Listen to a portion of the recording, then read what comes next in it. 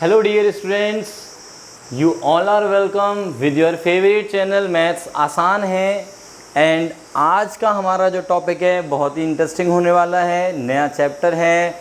And ये जो chapter है आपकी मैथमेटिक्स की बेस बिल्डिंग है, क्योंकि ये चैप्टर कहीं ना कहीं ऐसे मैं बोल लेता हूँ कि 11th में तो है ही बहुत ज़्यादा यूजफुल, बट 12th का जितना भी मैथ्स है आपका कैलकुलस वाला पार्ट ले लो, इन्वर्स ट्रिग्नोमेट्री ले लो, ठीक है जी, डिफरेंशिएशन और आपका इंटीग्रेशन, ठीक है, सारा का सारा जो कैलकुलस पार्ट है वो इसी के ऊपर टिका हुआ है।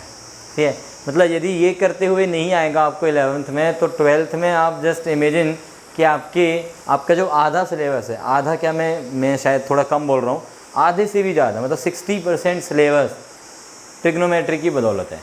ठीक है, 12th का मतलब ट्रिग्नोमेट्री की बेसिक चीज़ें यूज होती रहेंगी, तो इसलिए आपको ट्रिग्नोमेट्री का आना बहुत बहुत इम्पोर्टेंट है बेटा। और इसलिए आज हम बहुत ही ध्यान से ट्रिग्नोमेट्री की जो बेसिक चीज़ें हैं वो पढ़ने वाले हैं।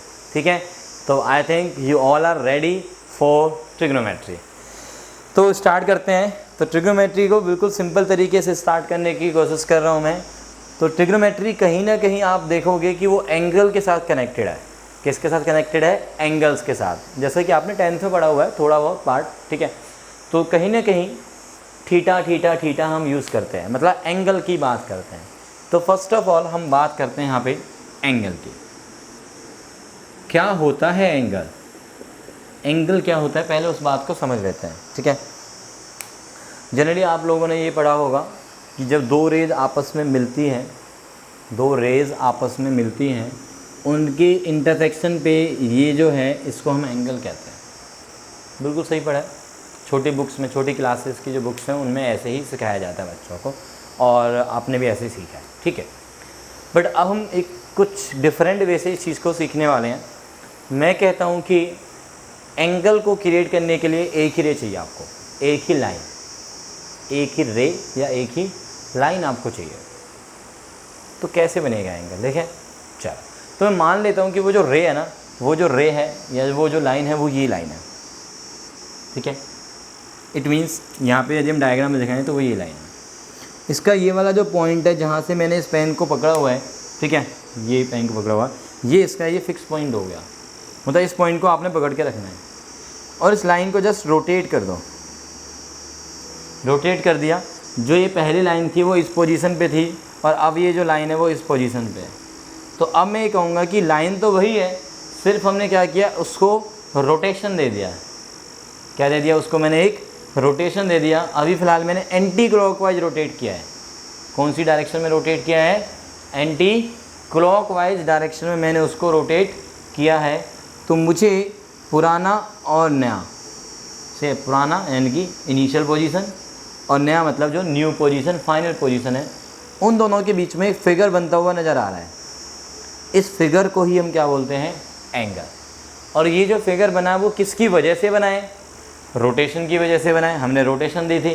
ठीक है, तो एंगल जो बनता है ना, जो एंगल बनता है वो किसकी वजह से बनता है? रोटेशन की वजह से बनता है।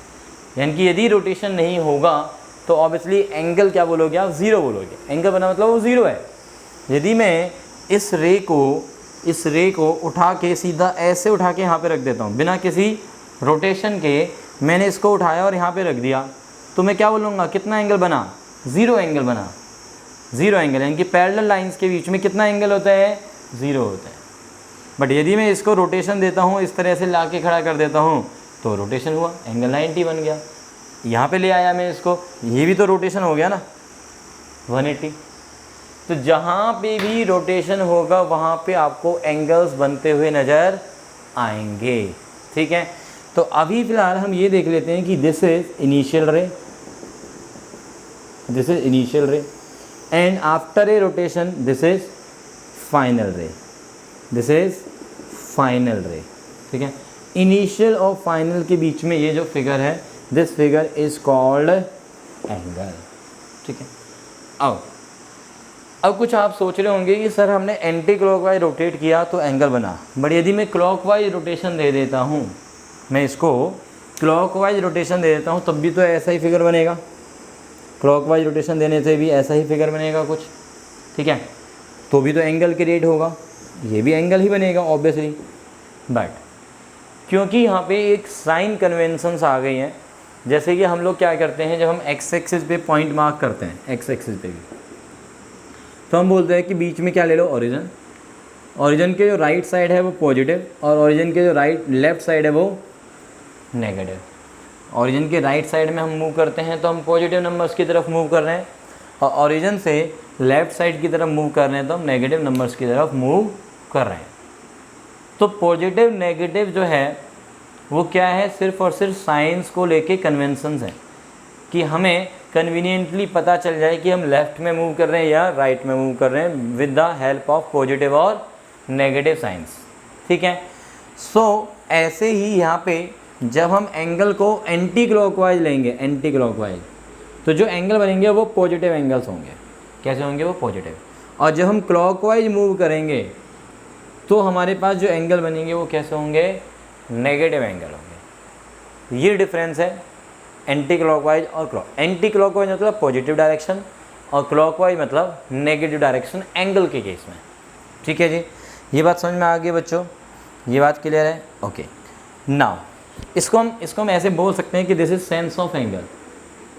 सेंस, एंगल का सेंस है पॉजिटिव नेगेटिव टाइप। ठीक है।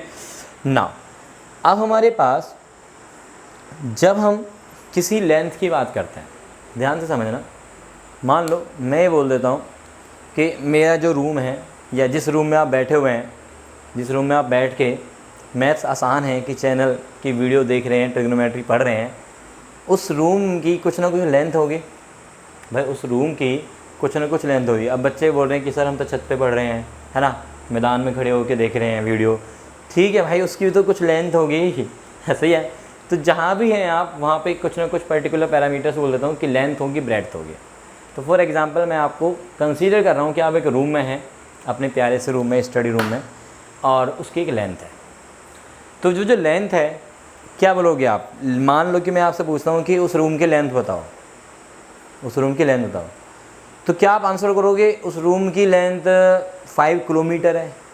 नहीं ना, 5 मीटर ओके है। 500 सेंटीमीटर भी चलो ओके है, बट थोड़ा सा अटपटा लग रहा है सेंटीमीटर से बोलना। मीटर में बोलोगे तो सही लगेगा, फीट में बोलोगे कि जी 15 फीट है या 20 फीट है, 25 फीट है, ओके है, चलेगा, बढ़िया है। ठीक है। तो कुछ पर्टिकुलर यूनिट्स के साथ बोलोगे। इनफैक्ट मैं कहाँ पे आने वाला हूँ, यूनिट्स के साथ। ठीक है। तो यूनिट्स पे आने वाला हूँ, मीन जब हम लेंथ को मेज़र कर रहे हैं, जब हम लेंथ को मेज़र कर रहे हैं तो हमारे पास कुछ यूनिट्स हैं, जैसे कि मीटर, फीट, सेंटीमीटर और किलोमीटर, और भी बड़ी सारी यूनिट्स हैं।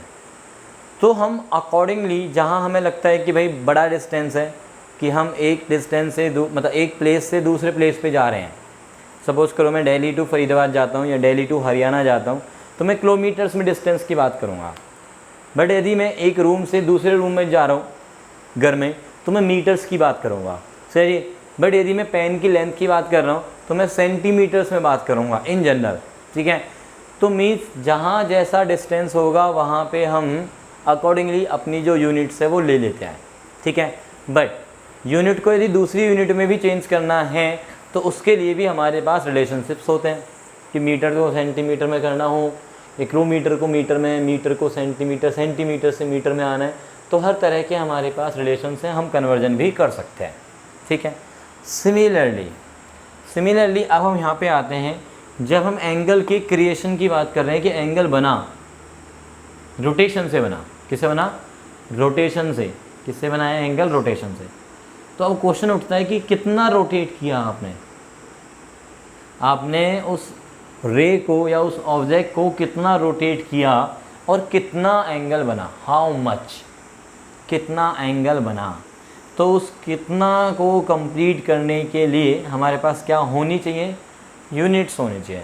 और उन यूनिट्स में से आपने एक बहुत ही अच्छी सी यूनिट शुरुआत से बचपन से पढ़ते आ रहे हैं, जो that is called degree. Degree क्या है, एंगल के लिए यूनिट है। हम बोलते हैं 60 डिग्री, 50 डिग्री, 180 डिग्री। वो जो डिग्री है ना बेटा, वो डिग्री क्या है, मेज़रमेंट के लिए एक यूनिट बनाई हुई है। ओके है, समझ में आ गया है।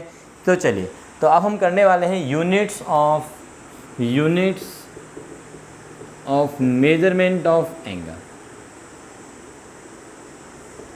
Measurement of angle.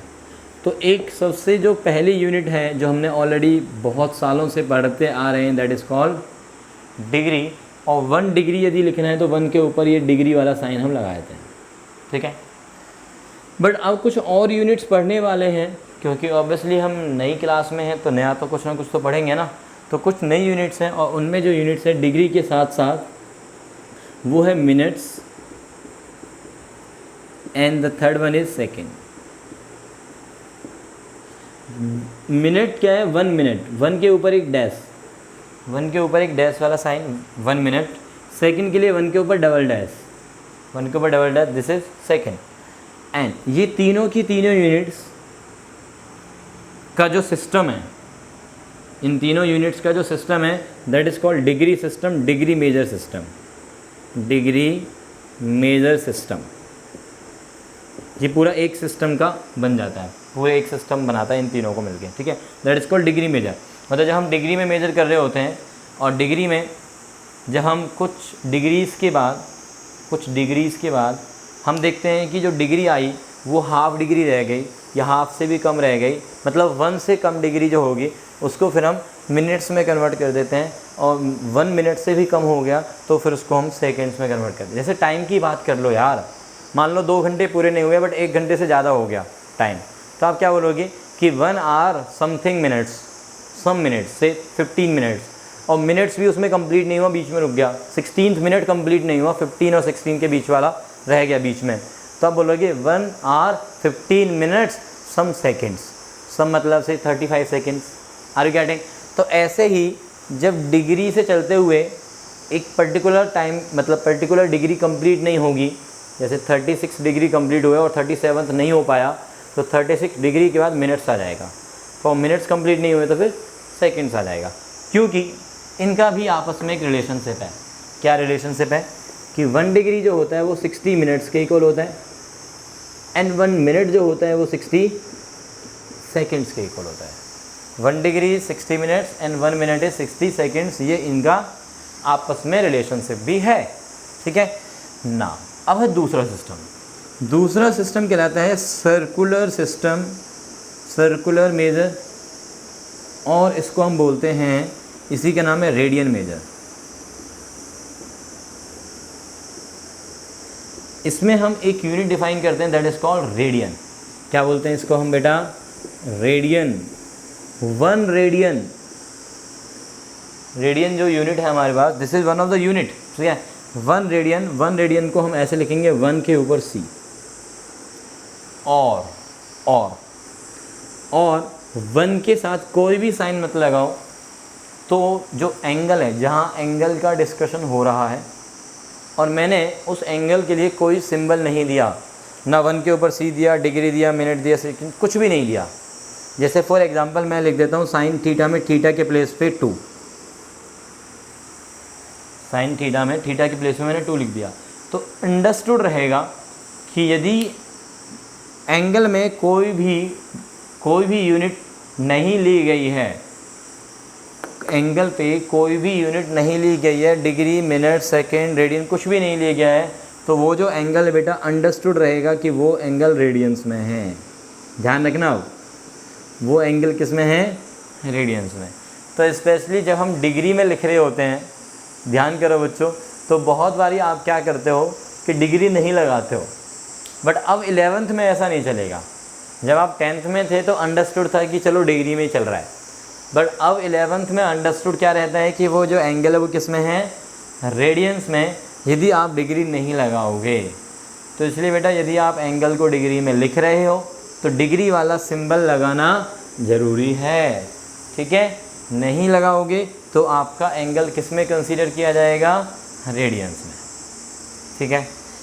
अब रेडियन और डिग्री, इन दोनों का भी आपस में एक रिलेशन है। रेडियन और डिग्री का भी आपस में क्या है बेटा? रिलेशन है। तो समझते हैं कि वो क्या रिलेशन है।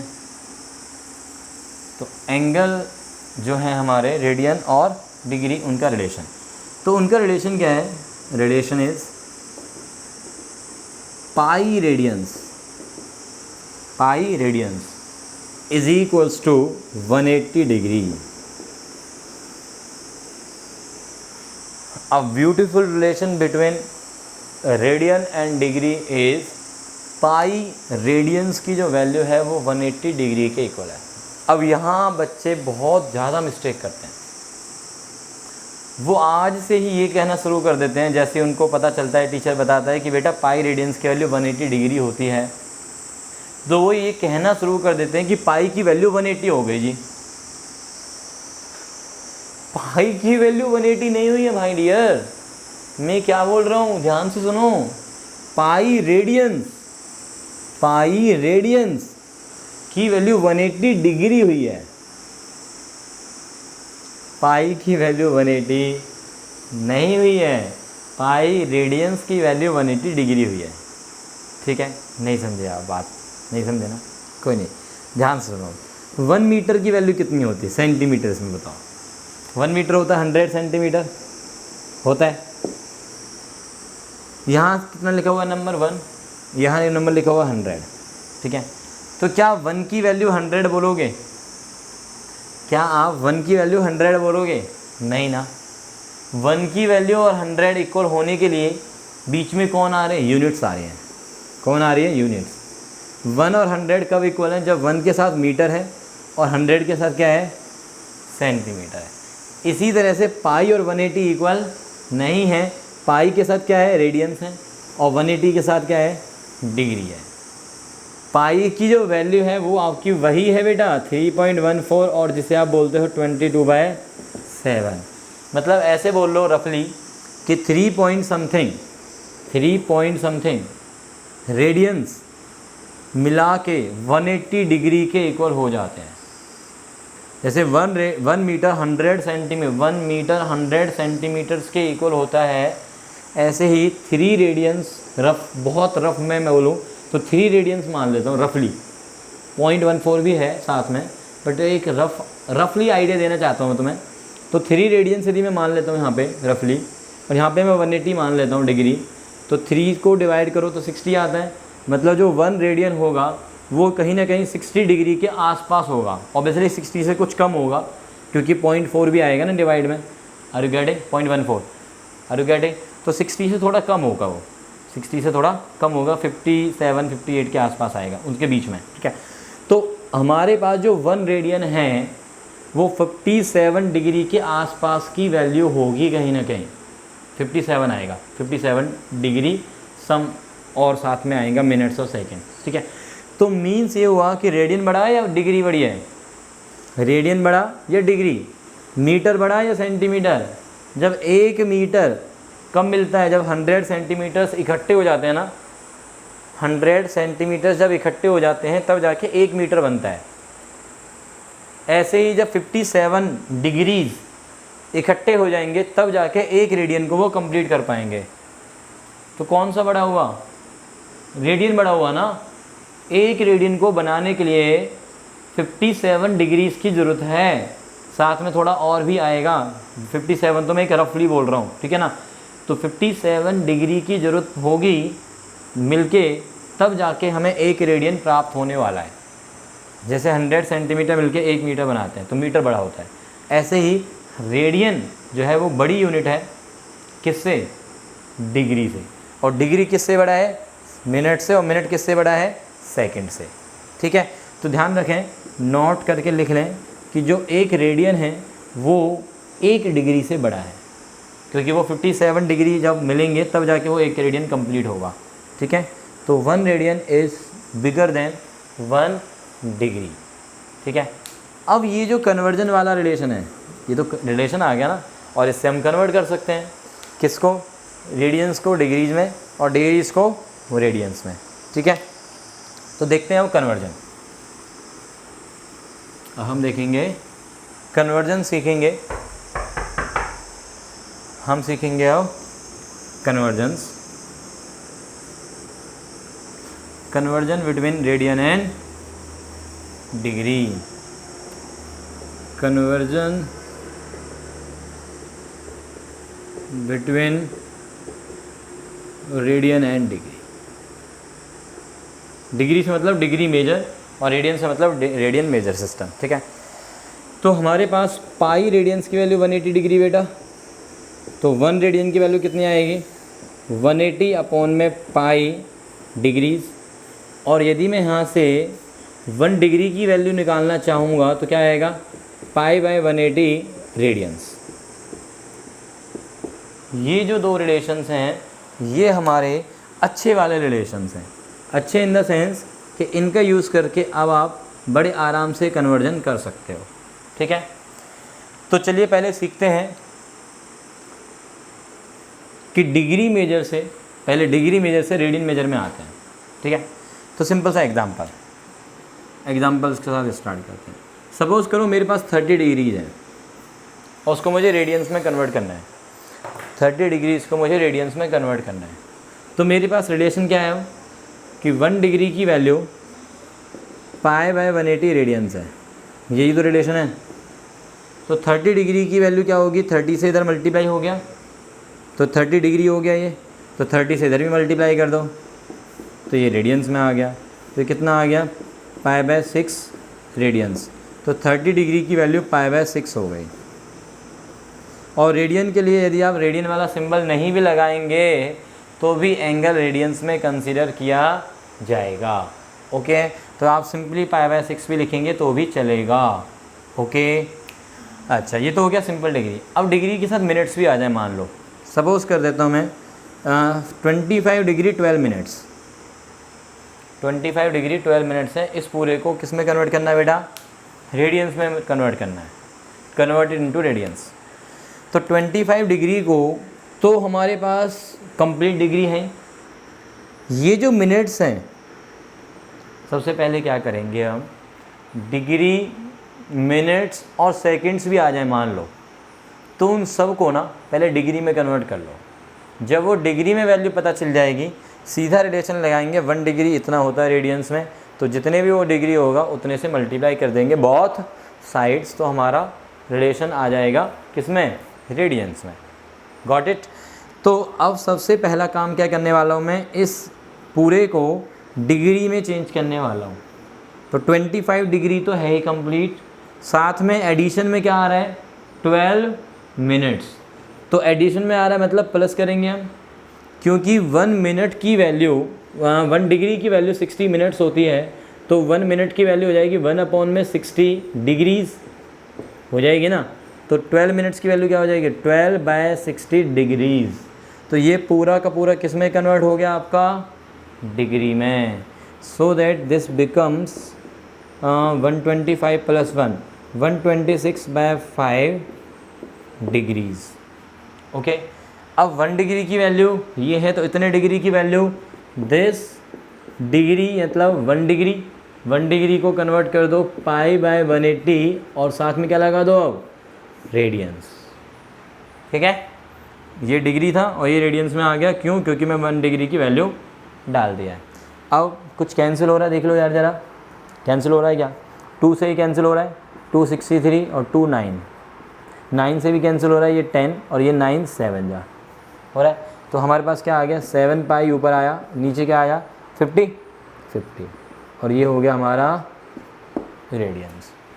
जब आप आंसर को रेडियंस में दे रहे हो तो आपको पाई की वैल्यू 22/7 लेने की ज़रूरत नहीं है। आप अपना आंसर पाई की फॉर्म में छोड़ सकते हो, क्योंकि हमने पहले से जो रिलेशन सीखा है डिग्री और रेडियंस का, तो जो रेडियंस होते हैं रेडियंस उनको हम पाई की टर्म्स में ही छोड़ देते हैं, पाई अपॉन 180 रेडियंस। तो पाई की टर्म्स में आप यहाँ पे रेडियंस में आंसर छोड़ सकते हो, ठीक है। अभी हमने देखा डिग्री थी मिनट्स थी, अब मिनट्स के साथ साथ मैं सेकंड्स भी ले लेता हूँ। चलो क्या ले लेता हूँ मैं सेकंड्स भी ले लेता हूँ। तो देखते हैं एक और एग्जांपल इसका। मेरे पास 15 डिग्री 15 मिनट्स 15 सेकंड्स आ गए, ठीक। तो देखो 15 डिग्री को मैंने लिखा 15 मिनट्स के लिए 15 बाय 60 डिग्री में कन्वर्ट हो गया। अब ये जो सेकंड्स हैं सेकंड्स को जब मैं मिनट्स में कन्वर्ट करूँगा तो 60 से डिवाइड करूँगा, और जो मिनट्स हैं उनको डिग्री में कन्वर्ट करने के लिए फिर से 60 से डिवाइड करूँगा। तो ये टोटल डिग्री में आ गया, जैसे टाइम में कन्वर्जन करते हो आप, आर, मिनट्स और सेकेंड्स, वो जो आर होता है यहाँ पे, टाइम वाला जो आर है, वो यहाँ पे क्या बन गया, बस डिग्री बन गया यार। वही सेम पैटर्न फॉलो हो रहा है, ठीक। 15 से कैंसिल, 15 से ये कैंसिल और इसके नीचे 1, तो एलसीएम आ गया इन सब में 240। 240 ऊपर जाएगा 3600, ये बन जाएगा 60, ये हो जाएगा तुम्हारा 1, इतना डिग्रीज़। 3661/240 डिग्रीज़। डिग्री में आने के बाद क्या करना है आपको, बस रेडियंस में कन्वर्ट करने के लिए π/180 से मल्टीप्लाई। तो अपने पास क्या आया, 3661 पाई अपॉन में मल्टीप्लाई करो 43200 रेडियंस, ये तुम्हारा हो गया आंसर। तो this is the conversion of degree measures to radian measures, ठीक है, समझ में आ गया ये। अब हम देखेंगे, समझ गए, रिवर्स मीन्स रेडियन मेजर से डिग्री मेजर्स में आएंगे, और जब हम रेडियन मेजर से डिग्री मेजर्स में आएंगे तो डिग्री मेजर्स कहता है कि यदि कंप्लीट डिग्री ना हो पाए तो मिनट्स में आ जाओ, मिनट्स ना हो पाए तो सेकंड्स में आ जाओ, ठीक है। तो एक एग्जांपल देखते हैं कि सपोज़ करो मैं ये कह देता हूँ आपको कि मुझे 2 रेडियंस दिया हुआ है, 2 रेडियंस, और उसको मुझे कन्वर्ट करना है किस में, डिग्रीज़ में। तो ये एक एग्जांपल देख लेते हैं, ठीक है। 2 रेडियंस को convert, you can write it, convert 2 radians into degrees. Degree मतलब डिग्री मेजर्स, बार बार बोल रहा हूँ, डिग्री मतलब डिग्री मेजर्स। तो 2 रेडियंस को कन्वर्ट करना है, ठीक है। तो चलिए देखते हैं, हमारे पास 1 रेडियन की वैल्यू क्या आई थी अभी, 180 अपॉन में पाई डिग्रीज। ऐसे याद रखना, पाई उधर जाएगा तो pi radians is equals to 180 degrees. आप यूनिट को मत भेजो इधर उधर, यूनिट के साथ जो नंबर्स है ना उनको आप इधर उधर भेज सकते हो। तो पाई एक नंबर है, पाई को आप उधर भेज दो, pi radians is equals to 180 degree, यही तो रिलेशन है, ये साफ है, सही है, ओके। तो 2 रेडियंस क्या हो जाएगा, 2 से मल्टीप्लाई कर दो, 2 इंटू में 180 अपॉन में पाई का डिग्रीज। क्या हम डिग्री को भी पाई की फॉर्म में छोड़ दें, तो आंसर इज़ नो। डिग्री जो हम बोलते हैं, हम कभी भी डिग्री का आंसर पाई की टर्म्स में नहीं बोलेंगे। डिग्री में हम नंबर्स यूज़ करेंगे। जब आपको रेडियंस में बोलना है तो आप पाई की टर्म्स में बोल सकते हो, पाई रेडियंस, 2π/3 रेडियंस, 3π/2 रेडियंस, ठीक है। तो पाई की टर्म्स में चलेगा, π/6, 2π, 5π, 7π सब चलेगा। बट जब आप डिग्रीज़ की टर्म्स में बोल रहे हो तो पाई की टर्म्स में नहीं चलेगा। पाई की आपको अब वैल्यू सब्स्टिट्यूट करनी है 22/7 सॉल्व करने के लिए। तो दिस इज़ 2 इंटू में दिस, 2 इंटू में 180, यहाँ पे लिखेंगे हम 22/7 चला गया ऊपर। तो चलिए जल्दी से डिवाइड करते हैं, 11, ये आया 1260/11 डिग्रीज़। अब 11 से डिवाइड करो भाई, 11 बन जा 11, बचा हमारा पास 1616, 11 बन जा 11, बचा हमारे पास 5050, 11 4 जा 44, बचा हमारा 6, तो 6/11 क्या मैं ऐसे लिख सकता हूँ। और ये पूरा का पूरा रिलेशन किस में है, डिग्रीज में है। तो अब मैंने क्या किया, ये जो डिग्रीज में है ये तो हो गया कंप्लीट डिग्री, और जो फ्रैक्शन वाला पार्ट है वो ये दिखा रहा है कि 114 डिग्री से 114 डिग्री से 115 डिग्री के बीच में रह गया कहीं ना कहीं, क्योंकि ये फ्रैक्शन वाला पार्ट है। तो जब ऐसे बीच में रह गया कहीं, तो उस पार्ट को, जो ये फ्रैक्शन वाला पार्ट है, इसको हम किस में कन्वर्ट करेंगे, मिनट्स में। इसको हम किस में कन्वर्ट करेंगे बच्चों, मिनट्स में। कैसे कि इसको मैं 60 से मल्टीप्लाई कर देता हूँ इस वाले पार्ट को, तो ये मिनट्स में कन्वर्ट हो गया। क्यों, क्योंकि 1 डिग्री की वैल्यू 1 डिग्री में 60 मिनट्स होते हैं, इस वजह से, ठीक है ना। तो हमारे पास फिर से क्या आ गया, देखो 114 डिग्री 360/11, 360/11, 11 3 जा 33, 3030 डिवाइड बाई 11, तो 11 2 जा 22, बचा हमारा 8/11, ये हो गया मिनट्स। अब जो फ्रैक्शन वाला पार्ट बचा है मिनट्स का, उसको 60 से यदि मैं